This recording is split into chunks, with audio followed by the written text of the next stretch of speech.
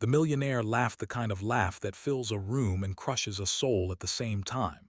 It echoed off marble walls and glass screens as he leaned back in his leather chair and waved his hand dismissively. "You just want to see your balance," he repeated, amused. The woman across from him nodded quietly, her fingers trembling around a cracked phone. She didn't argue. She didn't explain. She only said softly, "Yes, please."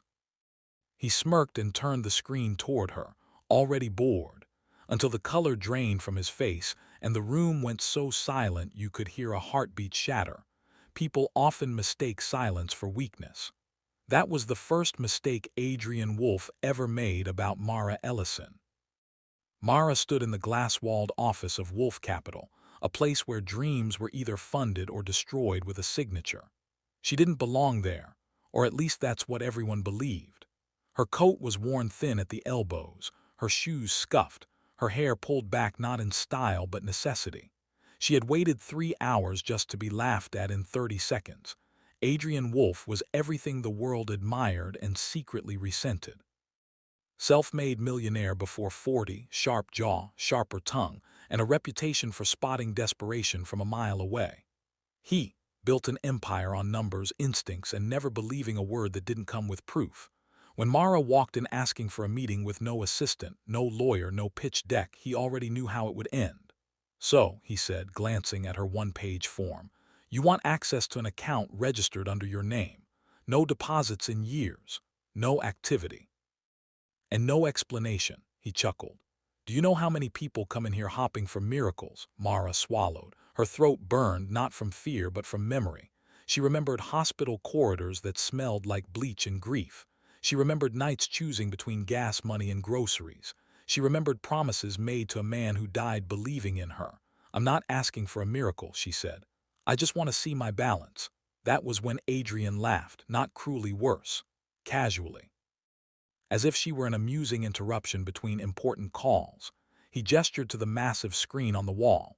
"Fine, let's humor this. You can see for yourself how empty hope looks." The system loaded. Mara's hands clenched.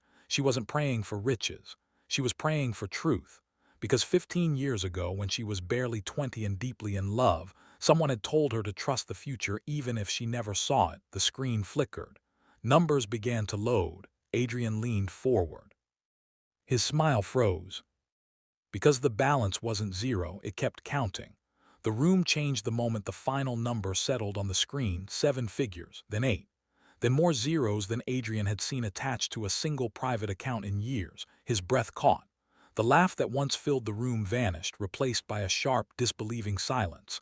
That's not possible," he muttered, typing furiously, rechecking the credentials, the history, the routing.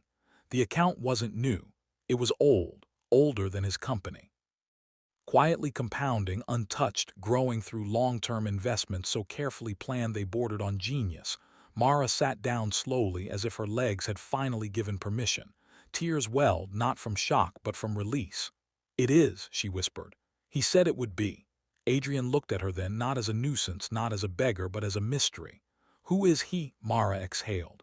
"My husband, Daniel." She told him everything. How Daniel had been a junior analyst, brilliant but invisible, laughed out of rooms just like she had been today.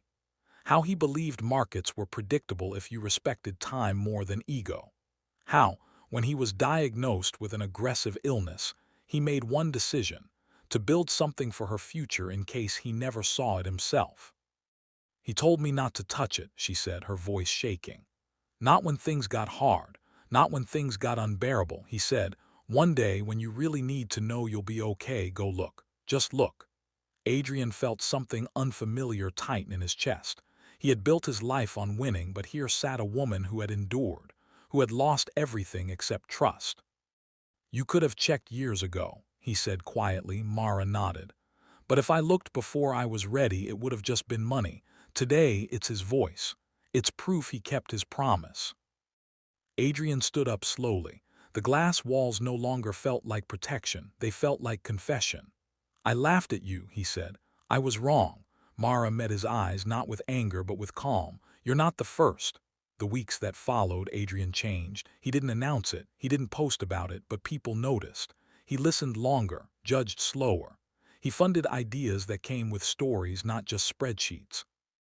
And every time someone asked why, he thought of a woman who only wanted to see her balance and showed him the cost of arrogance.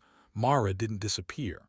She started a foundation in Daniel's name, helping people who were overlooked, underestimated, and unheard. She never bragged about the money. She talked about patience, about faith, about love that plans beyond a lifetime. And somewhere between profit and purpose, Adrian learned a truth no balance sheet could teach him. The richest accounts aren't measured in numbers, but in the quiet sacrifices no one applauds, until the screen finally loads. Never laugh at someone asking for something small. Sometimes they're not chasing money. They're waiting for a promise to come home.